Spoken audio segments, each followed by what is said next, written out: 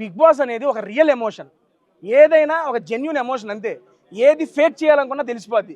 And that ఏడ్చారంటే అంతమంది parents వస్తూ ఉంటే, అరే మనం ఏ జీలతో వెళ్ళాం, అమ్మ రావాలనే జీలతోనే వెళ్ళాం.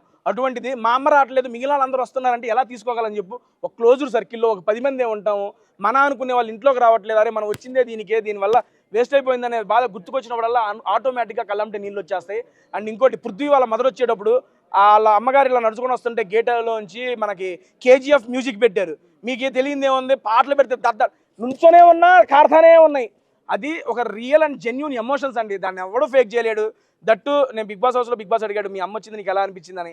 బిగ్ బాస్, నేను ఎమోషన్ అంత పెద్దగా అవ్వను, నాకు అవసరం లేదు అనుకున్నాను, కానీ అమ్మ ముందు ప్రతిదీ ఇంకా నాకు తక్కువే, అమ్మ తర్వాత ఏదైనా అని చెప్పేశాను అక్కడ.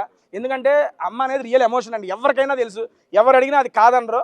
ఆ రియల్ ఎమోషన్ని నేను ఫీల్ అయ్యాను, ఆ ఫీల్ అయ్యిందే బయటకు వచ్చింది అంతే.